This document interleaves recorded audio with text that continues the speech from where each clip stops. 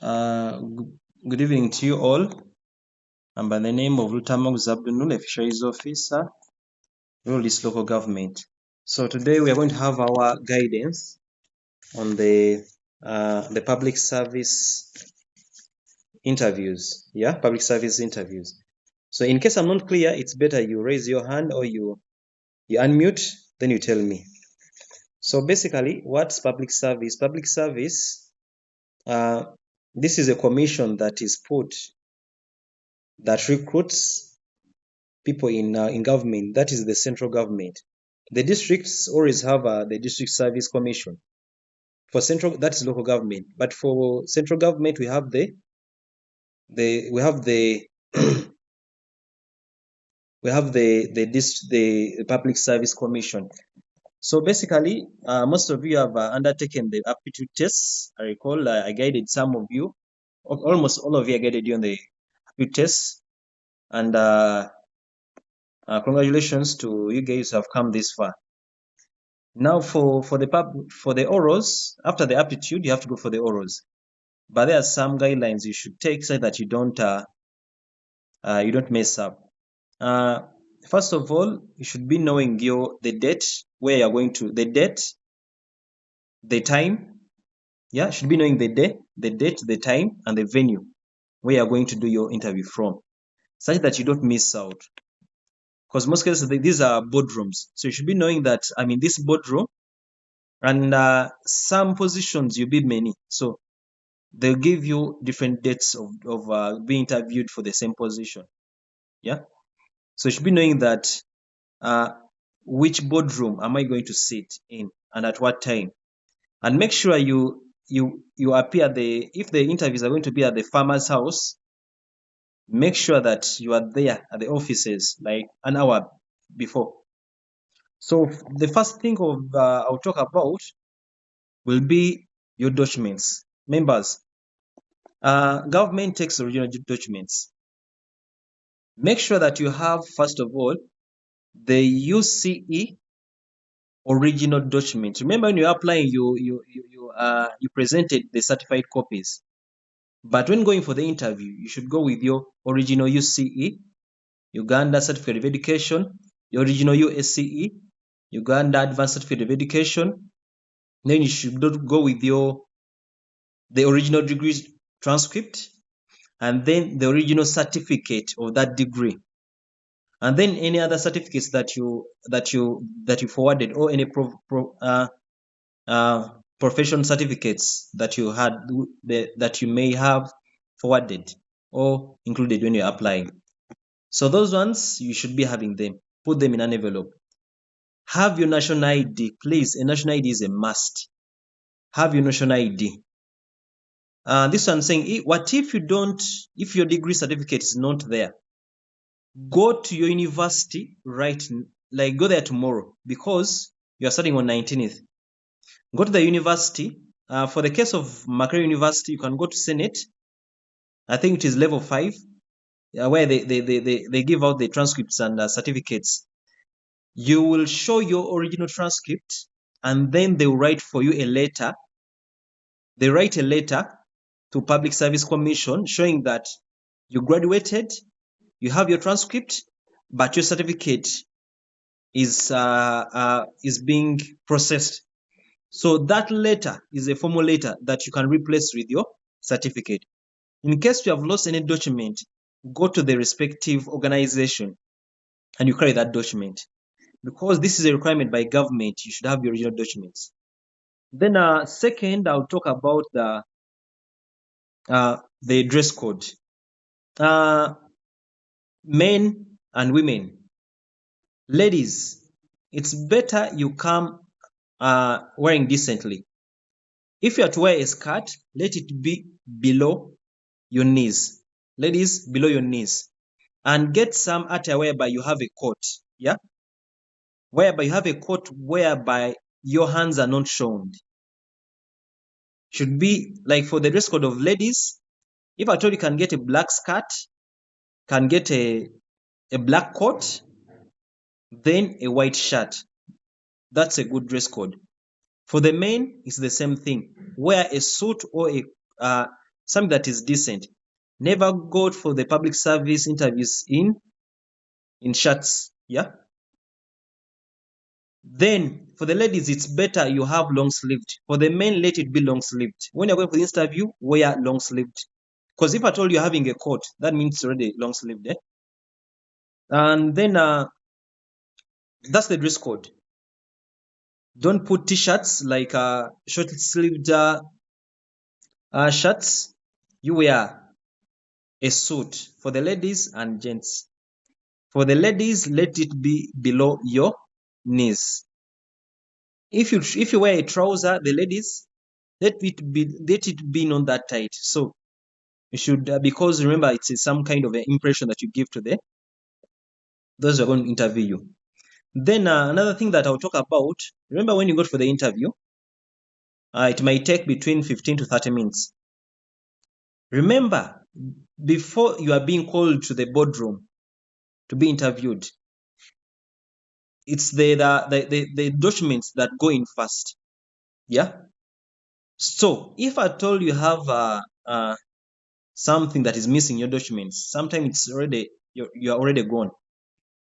If you don't have any document of yours, say you don't have the degree transcript, don't have the originals, or the equivalent, or that letter that presents the equivalent, most cases it's already a turn off. And then most cases, since these you are interviewed on different days, they may like to pick one person per day to represent. And then also the bit about ladies, most cases, if they're asking for 2 positions, most cases they would love to take one who's a lady. Because we always have this gender equality, the equal opportunities, that commission. Trace comes back and audits as government workers. So if I told you are competing, ladies, for the ladies, if I told it's 2 positions, most cases they would love to take at least a lady. They rather take 2 ladies, yeah, than taking 2 men. Yeah, because they want that women empowerment and the like. So make sure that you arrive there early, yeah, at the venue. You have your documents, your dress code is okay. Then make sure towards the last moment of the interview, going to the interview, just relax. Some of you come with the papers, you are reading, but when you are 15 minutes to the interview. And then most cases when you're going for that interview, don't imagine the time your colleague has spent in the interview, because you get scared. Yeah, you might find someone has laid like for 30 minutes, but you don't know what really happened there inside. So it's better you don't mind about how long someone has spent or how quick someone has gotten out of the interview. And then you should be bold, be yourself, and have something like be confident about it. Now, when you enter the interview, you will enter inside, you will be called and you enter. The panel always has, they have the commissioners from public service, and then the commissioners or the technical people from that ministry are coming from. So when you enter inside, your document is already in, you enter inside. They may just keep quiet. And you don't be that lazy to also keep quiet and you look at each other. Enter with a smile and you sit. If you see them keeping quiet, greet them. Greet them with a smile. And then don't be overconfident. Yeah, just be yourself. So these interviews, most cases, they're in 3 parts. We have the general knowledge, we have the current affairs, and the technical bit of it, of that job that we're applying for. Most of you were immigration officers, DPP, then we have human resource, then I don't know, those who are in the group. So the first, remember, these are different commissioners. Now these commissioners from the Public Service Commission, they may ask you the general part of it, the general questions, and also the current affairs. Then these technical who come from the ministry are going to they will ask you they will ask you the technical bit of the questions. So let me start with maybe let me start with the first, maybe say the current affairs. Now, okay, before that, when you enter, they may ask you, who are you? Now, some of you, when they ask you, who are you, just mention your name. Basically, they want you to talk about something little about yourself. If I'm asked, who are you? I will say, I'm Rutamaguzi Abdul Nur, a graduate of Fisheries and Aquaculture from Accra University, where I've attained knowledges in basic knowledge in fisheries and aquatic sciences. And also, I have 4-year experience in this field, whereby I've attained competences. You just mention around 5 competences and just keep quiet. Why? Giving out your name, they don't get the who you are, the profession, who you are. So you rather talk about your education and your profession. There you score. Remember, they have a guide. Yeah. So what you say out, that's where you mark. You will say out your name, but you're missing out these marks on your experience and education. So from that, when you go to let me start with the current affairs. Now they can pose a question like this: what has been trending in Uganda? Remember, they have asked you a question, but then you are the one who's giving the answer. And from the answer you are giving them, it's where they're going to ask you the question. I recall I started the public service interview in 2019. They asked me what is trending in Uganda. I told them that very week we had Tehere Sita. I told them Tehere Sita. Now they asked me Tehere Sita is trending. That was the first mark. I got that because it was trending that very week or the previous week. They asked me, when does it happen? Now remember, Tehere Sita happens, on the 6th of what? February. If you give them 6th of February, that's a mark. Now, if they tell you now which people are celebrating Tehere Sita and what's the reason behind, UPDF about something like that. So now you get the approach. So if they ask you what is trending in Uganda, if you tell them Katolu Bwama is trending, make sure you have to answer questions about Katolu Bwama. At what age did he die? What was his profession? Yeah, you get the point, eh? Then they may ask you what's trending in Uganda. Then you give them what's trending in East Africa. Now you know what's trending in East Africa right now. I don't know. You may find a way out. What is trending in Africa right now? You have to find that out. What's trending in the world? Now, whatever answer you're going to give for that question, you should have to make sure that you have some bit of information, because they're trying to know that, do you read newspapers? Are you up to date? You have facts about that. Then that's basically about the current affairs. Yeah. Now, this second part about general knowledge, it's really tricky.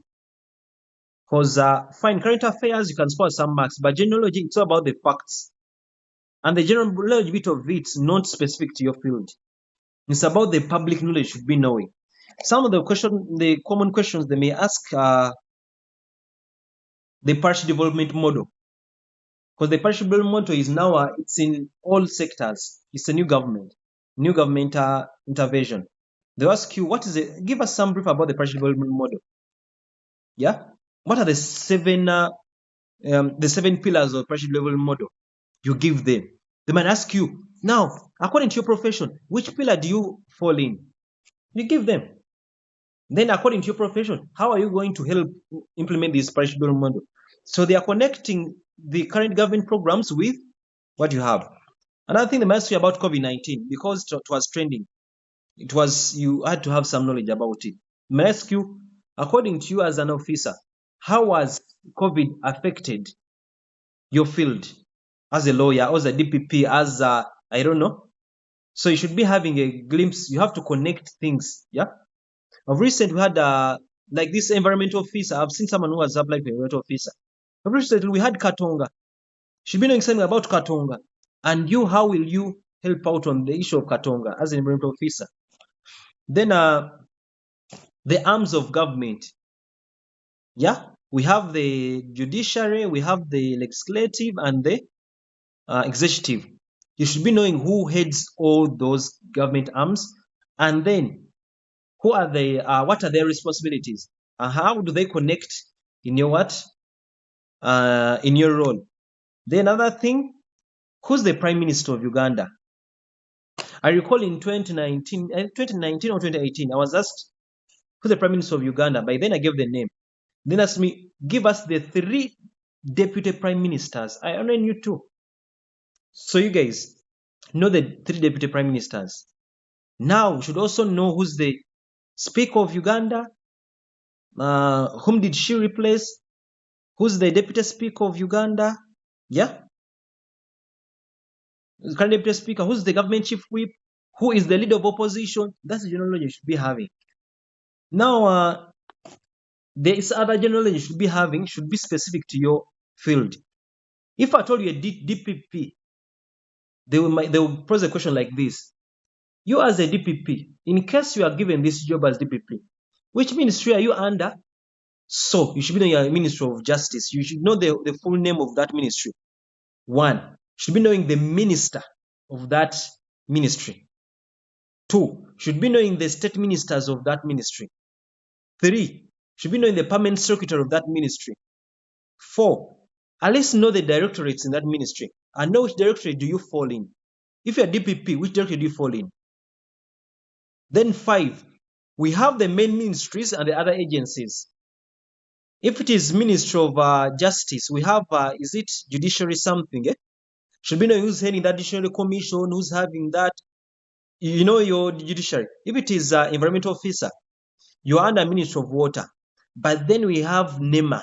Yeah? Should be knowing the agencies that are connected to that job of yours. If it is agriculture, there is Uganda Coffee Development Authority. Should be knowing the structures. And also, for that ministry you are under in, know the vision, we have the vision, the mission, and because the vision is something broad. If it is for agriculture, promotion of like farming from subsistence to agro, something like that. So read about that mission. And another general knowledge you should be having about the East African community. Who are the new members? Who are the members of the East African community? Who are those who want to join? Yeah. So you should be knowing those of the kind of unions. So from that, that's the brief I can give you. Now for the technical bit of it. One thing, the meeting is going to end in around 10 minutes. I've given a warning, but then let me try to hurry up. So the technical bit of it, when asked a question on why do you think you are the best candidate for the position. So why do you think you're the best candidate for the position? Most cases, you have to give the education background. You should compare the roles and duties of that position, connect them to your education, connect them to your competencies and skills. I've told you competencies and skills are really relevant. Yeah.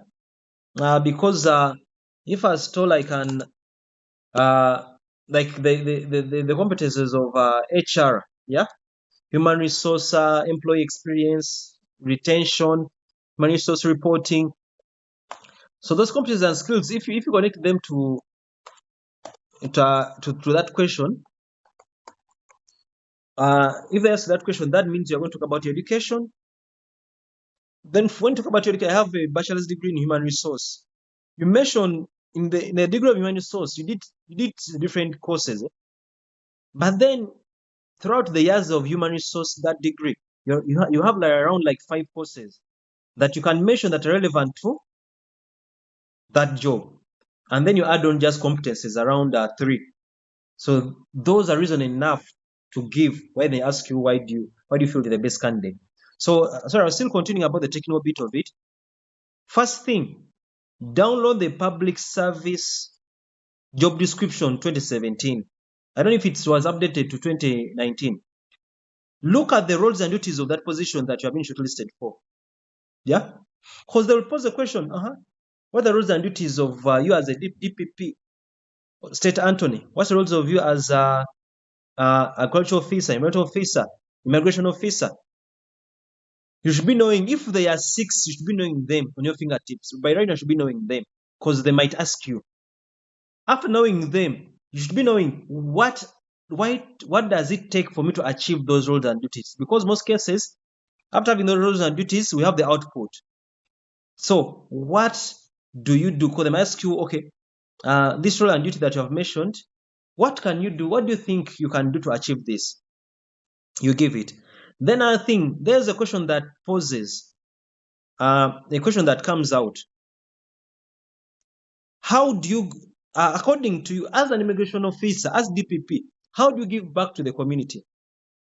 So you should make sure that you can connect your role as a DPP, as immigration officer, to how the community can gain from you. So you know your various positions, know how you can connect that. Then a question can come, where do you see yourself in 5 years' time? So make sure that you know the hierarchy. Like for immigration officer, in 5 years' time, where do I want to be? Like those of State Attorney, in 5 years' time, I don't know, where do you want to be? So you'll be knowing the hierarchy, the promotion from State Attorney, where do I go? Yeah. Then you say, in 5 years' time, I want to at least to have added some education, because basically I'm having a bachelor's of law and also LDC. Maybe in 5 years' time, I would have added on some, I don't know, what tax law, something that will enable me at least have the educational competencies for this position of tax legal officer, if the position is there in government. You get the point, eh?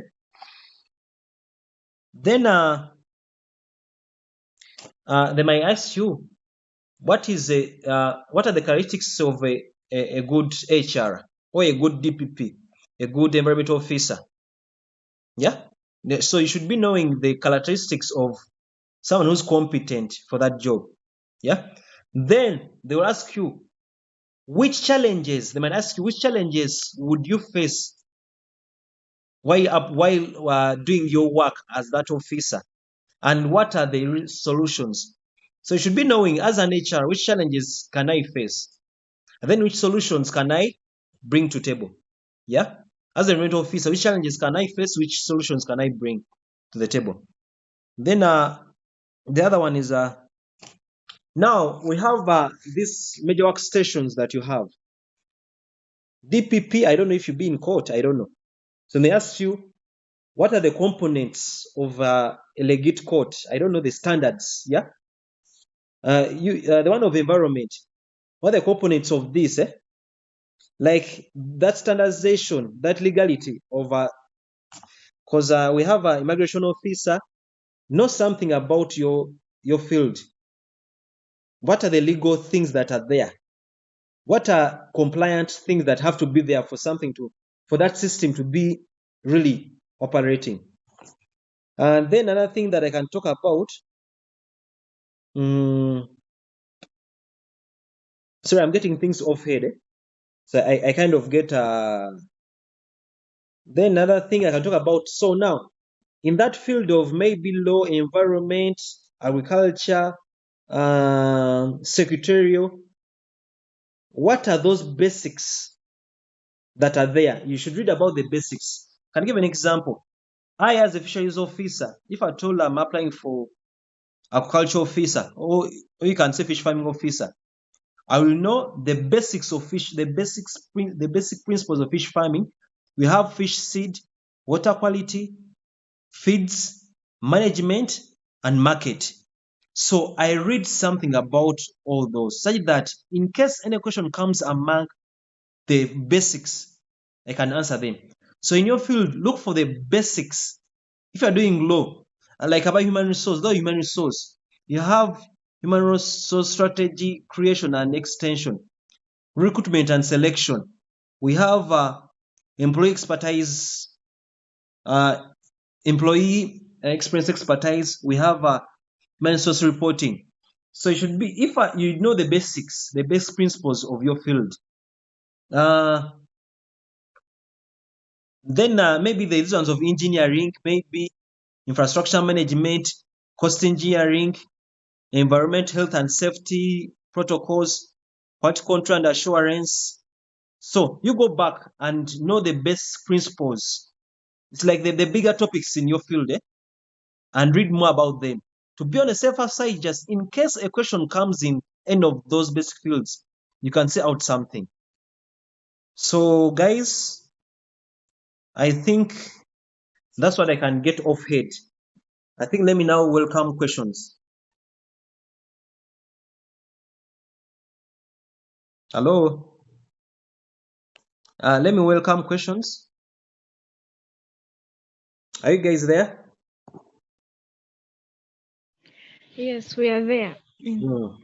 Like, I would like to just you clarify what is the meaning of competencies. Competences. Now, competences, it's what you get, yeah, while you're working. There are some things that we studied, and there are some things that we get from work, yeah. And now some competences you can get them from work, from studies, but then they are enriched. Like here, I have a CV of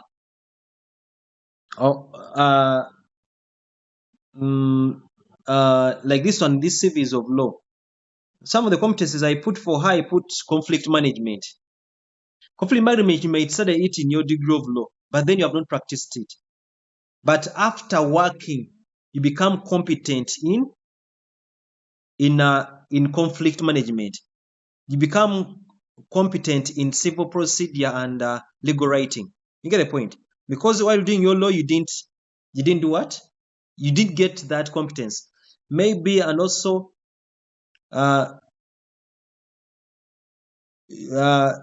jurisprudence, yeah. Maybe also get confident. Like those of lawyers, we have persuasive communication. Then you have is it learn something? At least learn contracts. I don't know. Tax reporting. Now it's something you gain through something you gain through working. So those are competences. Yeah, you can have competence can be the same while studying and also after working, but most cases you get them after working. Yeah. Another question? Hello? Hello. Yes. Good evening. Good evening to you. Thanks for the presentation. Welcome. What I'm inquiring about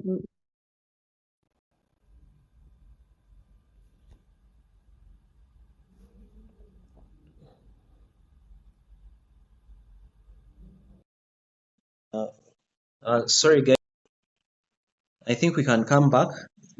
We got an issue. I think it just restarted itself. Someone is asking a question. Yes, who was asking the question?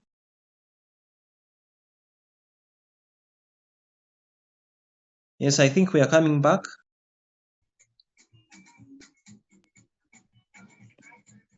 I think let's mute everyone, mute.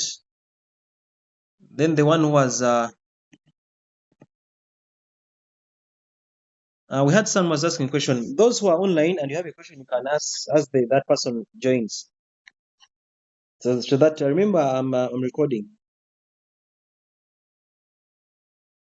Yes, anyone with a question? Raise your hand if you have a question.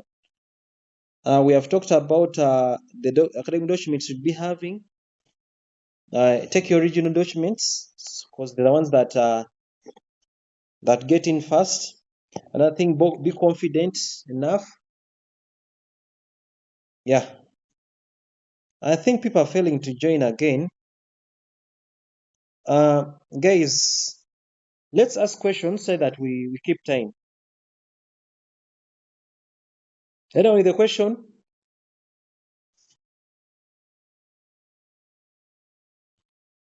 Yes, Aine. Hello, good evening. I'm sorry I came on late. I just wanted you, just if you maybe you run through like the questions that they usually ask, like in what areas? Say, is it current affairs and technical things?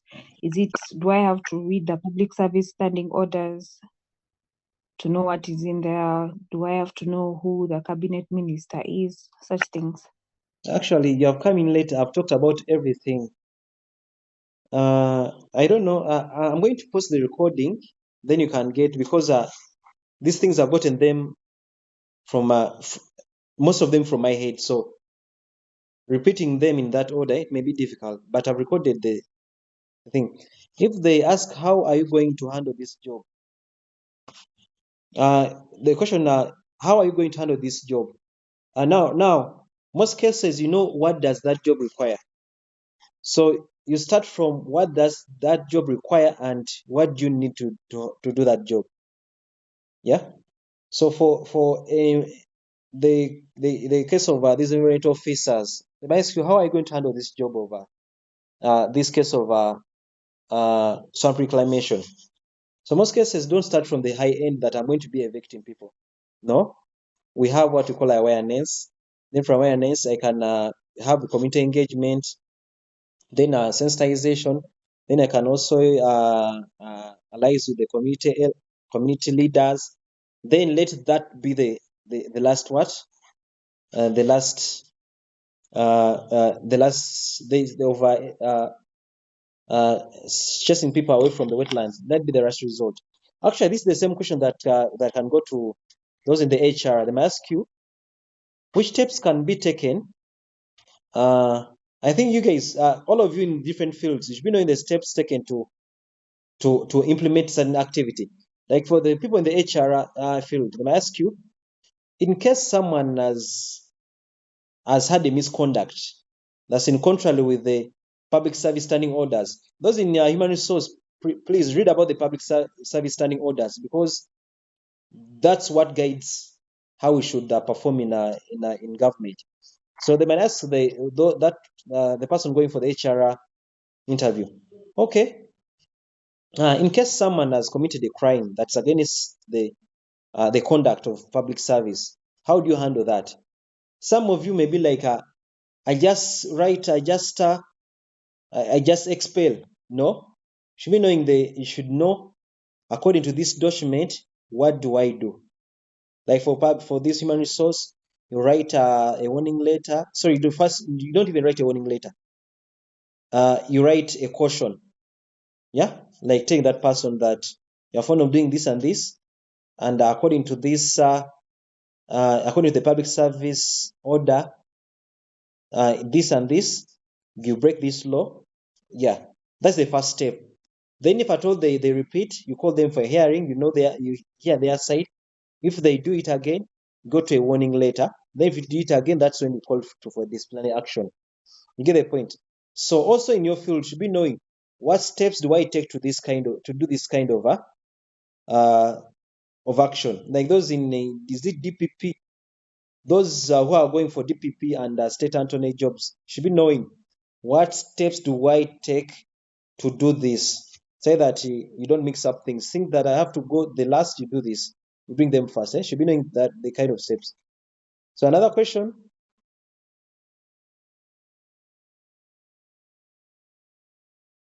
Yes, does public service interviews ask for salary expectations? No. You guys the salary expectation was put in the what? When you're applying. Because sorry, for the district service commission, those going for the service commission, you put the salary expectations, but then you should know what salary that you are going to have, the salary you're going to have, because you should look for we have the salary scale. So at that advert, you saw that we have U4 science, U4 lower, U4. So you should be knowing what is U4 science, what's U4 lower, U4 arts, U4 that. You should be knowing what amount is. Yeah. So let me receive around 2 questions and we close. Yes. Any other question? Hello? Maybe in the chat. Is there any person in the question? If there's no question, I think we can close. Yes, thank you very much. You can check for this video on I'm going to upload it to YouTube so that you can listen to it at depth. Okay, thank you very much, and have a good day.